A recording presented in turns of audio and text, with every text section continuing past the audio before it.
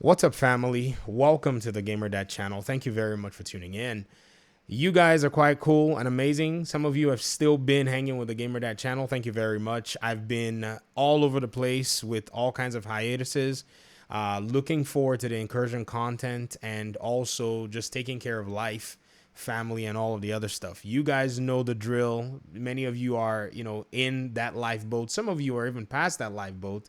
You are now watching your children do what I do, which is take care of their families. So you get it. And that's why I love the Division community. Today we got news that the Division 3 is actually a thing. Julian Garrity is also going to be doing it. Seemingly, Yannick is also celebrating because he's also in the pipeline. And I'm really happy, and I think this has come full circle that this is actually a thing. Because I remember we beat these drums, not just me, myself, other content creators in the space. We talked about this for a long time. In fact, I suspect some of you content creators, none of you told me anything though, but I suspect that some of you actually knew about this, but probably could not say anything, possibly because of maybe NDAs or maybe somebody told you in confidence. And so shout out to you for keeping your lips sealed if you knew anything about it. I'm not saying you did, but maybe you did. But it is one of those things where I know, and many of us know, Ubisoft Massive, they keep things very close to their chest. They're not going to say much. Even though they say some things, they're still not going to basically give you anything. And this is where we're seeing the evidence play out. My last videos that I made regarding this topic were very interesting because I remember I made a video saying I was wrong. We got a report in February. Many of you remember someone in Insider Gaming came out and said, a close source to the Division or someone in Massive or something like that, some kind of association of an anonymous, personality said, that there were no plans for a Division 3 game. Now, we took it as, somewhat credible because Inside Gaming has been able to drop some dimes, but deep down inside, there was a part of me that could not accept it. In fact, I was surprised when I was listening to this video that I actually did say something like this. Right now, left up to conjecture, there is nothing else that says that this is the case. I, for one, would like for them to continue with the Division 3 project. I've not necessarily ruled out the fact that they're working on a third AAA game, though. That's not necessarily something that I'm going to easily do because they do have, in my opinion, the prowess to be working on another game alongside Star Wars and Avatar. It could be that single-player Division-esque game that Julian Garrity probably teased a while ago, because that, to me, would probably be a simpler project to make compared to another full-fledged Division RPG shooter. And so these are some options out there. But wild, huh? Now, why was I still adamant, regardless of what we thought was at least some concrete information that there wasn't going to be a Division 3 game? It's not because I'm some kind of clairvoyant, person or whatnot. I just think that there are usually breadcrumbs and sometimes huge slices of bread. Now, if you actually look very carefully, they tell you or dictate where you can see something leading to. And that was actually the coolest part of this announcement, because when I saw it, I was like, there's no way I'm seeing this. This is a prank. And then I saw that Julian Garrity himself actually posted it. I just didn't know how to react. I remember exactly where I was when we got the announcement for the Division 2. I was happy about that. But this one, I was just like, I'm happy, but it's like, wow, like, why did it take so long? What was going on? Did minds get changed? Were they able to appeal and push forward a prototype or a pitch that they could sell a Division game that finally got approved just recently or a few months ago? Or after that, what they actually came out to say, they saw the community reactions. What could have taken place? I think it's actually much more than that. I think these decisions had already been made, or at least been entertained, for a much longer period of time, even before we're getting this news today.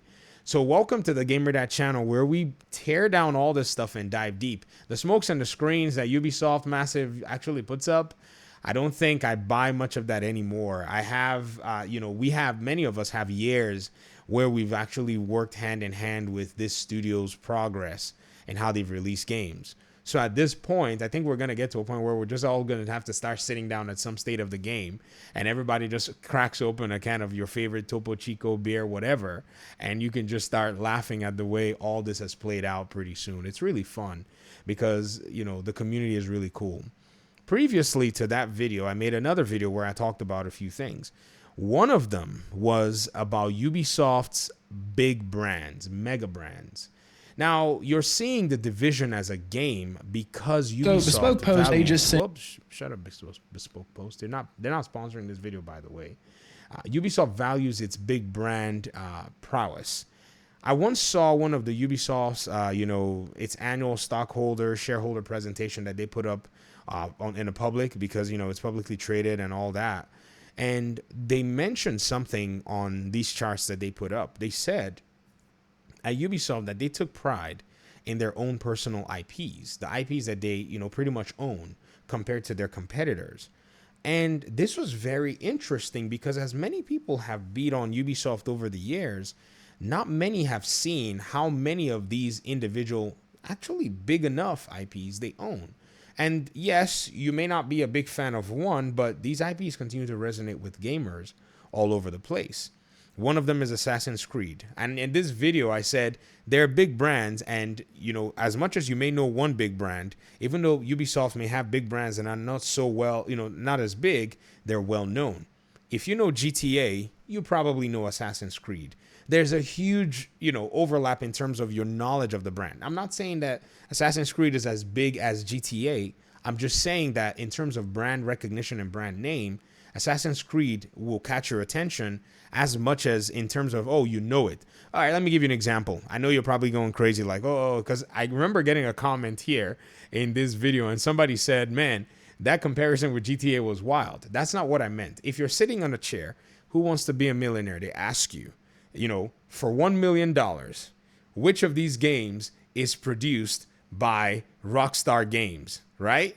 And they put GTA, Assassin's Creed, they put like a bunch of it. You would know Assassin's Creed is definitely, you will know the answer to that because you recognize the brand name and who it's associated with.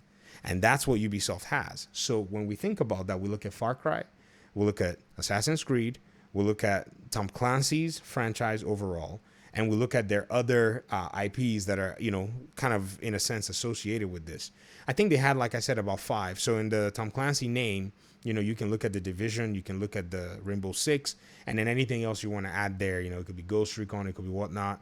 I think there might be another one that I think is that's Watch Dogs. I'm sorry. That's the one that also does have, some brand recognition, probably not as big as the others. So with these brand recognition, titles or IPs, it just didn't make sense that Ubisoft was going to dive into the Hollywood, aspect and then abandon, these, of which they didn't. Assassin's Creed is in the works. One of them is coming out. Mirage is coming out pretty soon. And then you have, in the Tom Clancy pipeline, there was talk about another Ghost, Recon. We saw studio execs leave, and because it hadn't been anything much in the past regarding that, platform or whatnot. Then with Rainbow Six, I don't know what Ubisoft's plans are, but The Division made a lot of sense. Why? Its first game was popular. Its second game was also pretty good. Having built 2 video games, they had the framework, the process. They had the fan base, 40 million people haven't ever installed or, in a sense, looked at The Division. I guess that's all you need. If you're launching a new product today and you had 40 million people possibly sitting around that can hear the name of your product and recognize it, you would not waste time. You would launch that product if you possibly could. So it made a lot of sense. And so in this video here, I'm, basically ranting on about, let me see what I said here. Also has mega brands. Now, I don't know to what extent you'd call it a mega brand, but if you're actually a gamer, you know 2 things. 2 things are true. GTA is a big name and Assassin's Creed is a big name. There's no doubt about that. GTA is a big name. Far Cry is a big name. Not saying that one game is as big as the other. I said the name. So brand names are big, and Ubisoft has got itself a good number of brand name games that it can continue to leverage, and The Division is actually one of those brand name games. Not as big as, say, maybe the others, but it is also not as small as people make it out to seem, because I think that's what we here in the community continue to do. Like, well, the player counts seem to not necessarily reflect, what exactly this game could or should be, but that's also because The Division has always been some sort of a niche game. It's not till years later that people from Destiny discover The Division and realize that the game actually has a lot of what they like in a video game. And so I think it makes sense. I think, to be honest, I wasn't really 100% confident. I'm just saying that when you added 2 and 3 and 4 and 5 together, you really had to come up with the Division 3 as your answer. or unless something was just wrong or off somewhere. And I also remember this one video. I made this one video where I said, where are the developers, at Ubisoft Massive? Like, I was asking this question, and it was a question that was like, hold on, Ubisoft Massive maintains a talent pool of closers. And when I mean closers, I mean individuals who are able to execute and deliver video games with a steadiness. And many Ubisoft studios share this DNA. This is not just unique to Massive. During 2020, Ubisoft had 3 video games come out while many studios were delaying games because for some strange reason, their pipeline is just so efficient in pumping out games. As to the quality, that is your business as to how you perceive that. But there is no doubt that they're capable of actually putting games together and delivering it to the market. So I made that video and I said, where's Yannick? Like, where is he at? What is he doing? Because he is a creative director. And being a creative director, in my opinion, I think, and I could be wrong, it, in a sense, says that the responsibility that goes with that is that you're managing a video game at some point. So we knew, that Yannick was supervising the team in Bucharest. We knew that. We just didn't know what else he was doing or dealing with, of which when it came to the management of the team and the front facing of the community, Morten Ryberg and some other folk were doing a lot of that in terms of community management. So I kept asking, where's Yannick? And I remember in that video, he commented and responded because I said he may be off making some Terminator game. And he commented and said, Terminator will be a cool game. That was very interesting in that time frame. So having that talent pool where you have the person who actually delivered the Division 1, Magnus Jensen, is the person that's going to deliver Avatar, by the way. So if you're wondering, well, where's the creative director for Avatar? Well, that's for Division 1, that's the, individual that's delivering Avatar, Frontiers of Pandora. I suspect now that Julian Garrity has, basically set the Star Wars game on track, probably to be completed and released in, 2024, and then him being on the Division as quickly as possible, Magnus is probably going to be taking on a whole different project if he's still in the studio or if he desires to continue to be in the studio, because I think I don't know him personally, but from playing the Division, I think he was able to execute with that team. And Julian Garrity was also at his side as the associate creative director at that time. So when you look at the organizational chart and you kind of distill it down, to me, I'm, trying to, put the pieces of the puzzle together from inside the organization, from their business and all the above, because I think that's where it really makes sense. So I'm glad all of this has come to fruition nonetheless. I'm happy that, we can talk about it. We can actually confirm some of our suspicions. It could be that I'm still wrong as to how this all came about. I mean, I'm leaving room for that. But I really don't see a world where we could have, avoided another Division game. It just didn't make sense.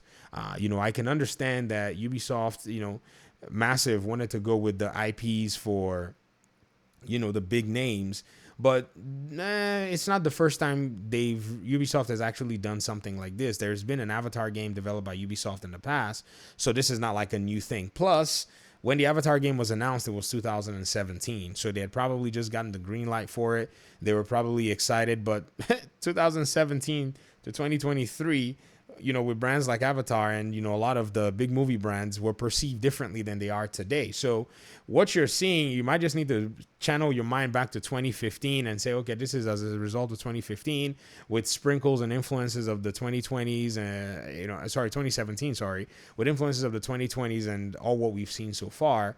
And it'll be able to give you a good formula. As to Star Wars, I don't even know where that came from. I guess, maybe they were vying for the project since they had gotten an in. They thought, why don't we throw a Star Wars game into our library as kind of a way to maybe boost their brand, maybe kind of put themselves on the big stage. But don't sleep on Ubisoft's library. They have a lot of really cool IPs. And, if you look at EA, if you look at Take-Two Interactive and some of the others, they don't have as many. But quantity is not always, the greatest thing to serve you. But in Ubisoft's case, it seems like that is their, priority. And it seems like if they can just continue to fine tune what makes the quantity in terms of the fan bases, because that's how I see it, they continue to make it actually really, good. They're going to continue to remain as a market force in this industry. It is what it is. So I'll hear your thoughts in the comment section. Thank you guys so much for tuning in and watching the video and listening to me to take this victory lap. I really appreciate you guys. You know, it's nice to get these wins from time to time. All of us are gonna, you know, get this win. Hopefully the game doesn't get delayed or something crazy happens, and hopefully it's already deep into development, because they can open up those files, blow the dust off those animation files. You know, I'm just talking all this nonsense, but it's probably more complicated than that. And I'm hoping that the team, you know, I'm hoping the best for all the best for the team, and they get the job done and deliver a very solid game for the community. So thank you guys so much for watching the video. Appreciate y'all. Peace out.